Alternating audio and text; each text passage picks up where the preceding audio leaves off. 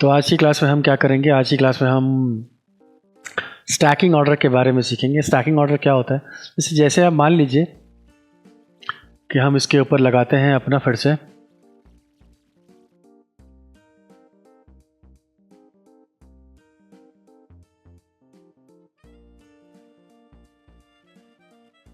ठीक है।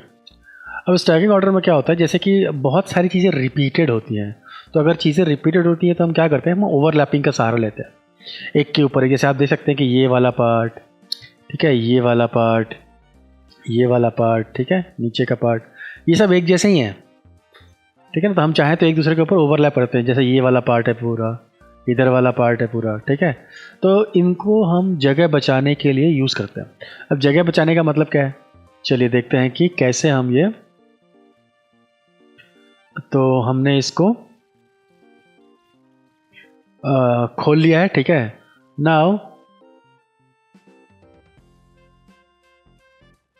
ठीक है, अब यहाँ से मैं कोशिश करूँगा कि जिन जो जो चीज़ें रिपीट हो रही हैं मुझे, ठीक है, इससे दो तीन चीज़ें हमको मिल जाएंगी बढ़िया। सबसे पहली तो जगह की व्यवस्था थोड़ी सी टाइटन अप हो जाएगी, ठीक है। पिक्सल डेंसिटी जो है, टेक्सचर डेंसिटी जो है वो बढ़ जाएगी, ठीक है। एरियाज़ जो हैं हमारे वो थोड़े से सॉर्ट आउट हो जाएंगे। तो आइए देखें कि क्या हिसाब किताब बनाते हैं हम इसका। नाउ तो यहाँ से हम देखते हैं कि पहले चूज़ करते हैं, यहाँ से राइट क्लिक करते हैं, शिविचल भी आते हैं और देखते हैं। देखिए ये पैक टॉप है, ठीक है, इसे छोड़ देते हैं फिलहाल के लिए। फिर मुझे इस पे आते हैं हम, ठीक है ना। जैसे ये वाला पार्ट है, तो ये वाला पार्ट हो गया, ये वाला पार्ट हो गया, ये वाला पार्ट हो गया, ये एक जैसे ही पार्ट है। तो हम क्यों ना इसको एक दूसरे के ऊपर ओवरलैप करके तो चलते हैं, और ये जो शेल है इसको एक दूसरे के ऊपर ओवरलैप कर देते हैं। जैसे ही ओवरलैप करूँगा तो ये सिस्टम में अपने आप ही क्या हो जाएगा, जो मेरे आप वो देखेंगे, ठीक है ना। तो जितने आप देख सकते हैं ऑर्डर्स वो बिल्कुल सेम टू सेम हो जाएंगे, ठीक है। लास्ट बट नॉट लीस्ट इसको भी ले आता हूँ मैं,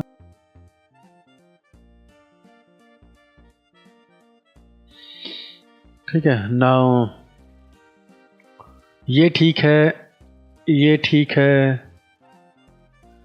ठीक है। तो इस तरीके से मैं स्टैकिंग ऑर्डर से अपने बहुत सारी चीज़ें, अब जैसे ये वाला पार्ट है, ठीक है, ये पार्ट अंदर का पार्ट है, ये मुझे दिख नहीं रहा है, तो मैं इसको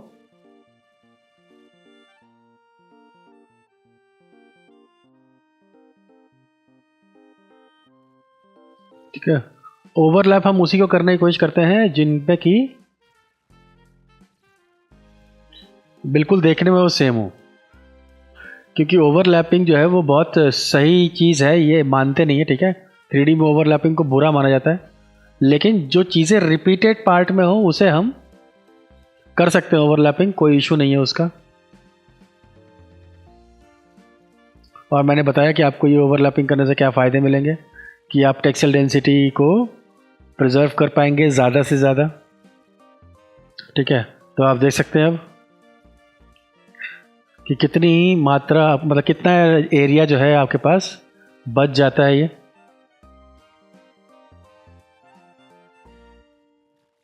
हम चाहें तो इसको भी कर सकते हैं एक दूसरे के ऊपर ओवरलैप, कि बिल्कुल सेम टू सेम है, ठीक है।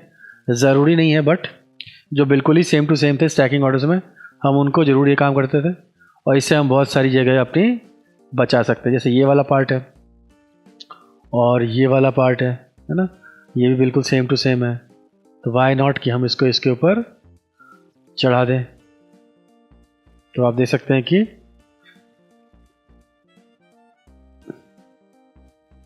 अब देखिए यहाँ से पिछली बार में ओरिएंटेशन वाला पार्ट आ रहा है, ये ABCD जो है वो आगे की तरफ दिख रहा है और यहाँ पर ABCD जो पीछे की तरफ दिख रहा है। इसका मतलब क्या है कि इसमें से एक पार्ट जो है वो ओरिएंटेशन में, यानी कि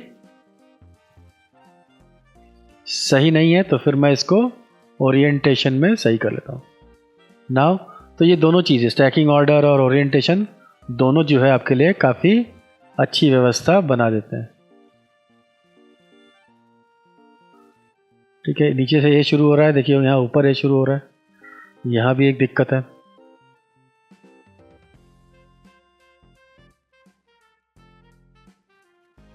तो मैं इसको फ्लिप कर सकता हूँ, ठीक है। हर बार ज़रूरी नहीं है कि मैं इसे यही करूँ, बल्कि मैं इसे फ्लिप भी कर सकता हूँ। एक्स और वाई की स्थिति में इसे फ्लिप किया जा सकता है। जैसे मैं यहाँ रहता हूँ, कहीं ट्रांसफॉर्मेशन में मैं इसे जाके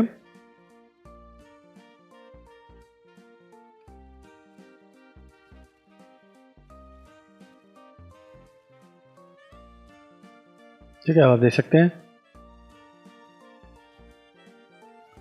कि ये भी बिल्कुल सही है और ये भी बिल्कुल सही है। ये चीज़ें हैं जो आपकी स्टैकिंग ऑर्डर में बहुत सारी जगह आपके लिए बचा लेती हैं, टेक्सटाइल डेंसिटीज़ को प्रिजर्व करती हैं।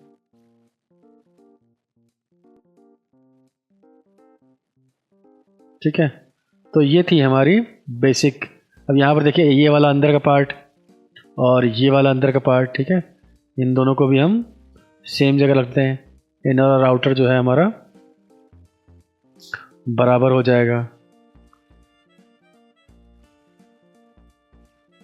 ठीक है, नाउ चेक करते हैं कि बिल्कुल सही C6, ठीक है, तो हमें ये बिल्कुल सही लग गया, इसकी ऑर्डरिंग बदलने की ज़रूरत नहीं है।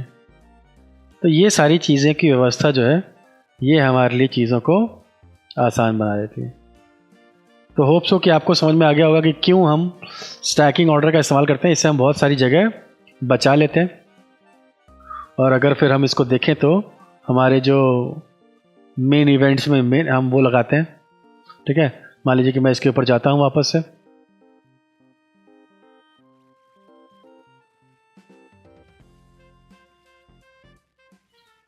तो अगर मैं वुडन टेक्सचर लगा लूँ तो भी आपको दिखेगा कि सारी चीज़ें कैसे नॉर्मलाइज हो गई हैं और ये एक जैसी दिखनी शुरू हो जाएंगी। तो बस आपको इसी चीज़ का ध्यान रखना है कि अगर आपका टेक्सचर में अगर आप ओवरलैपिंग का शिकार हैं, चीज़ें सेम है, तो आप स्टैकिंग ऑर्डर से उनको एक जगह पर लगा दीजिए ताकि आपकी जगह बचे। टेक्सटाइल डेंसिटी में आप इसको इस्तेमाल कर सकते हैं बाद में। ठीक है, अगर मैं इनको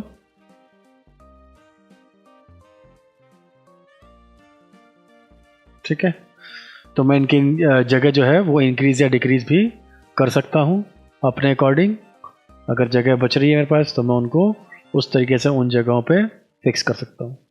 तो ये है स्टैकिंग ऑर्डर का मतलब कि जब हम रिपीटेड जगहों को इस्तेमाल करते हैं तो आप अपने स्टैकिंग ऑर्डर का इस्तेमाल कीजिए और अपनी जगह बचाइए, टेक्सटाइल डेंसिटी का एरिया बचाइए, चीज़ों को देखने के लिए थोड़ा टाइटन अप कीजिए।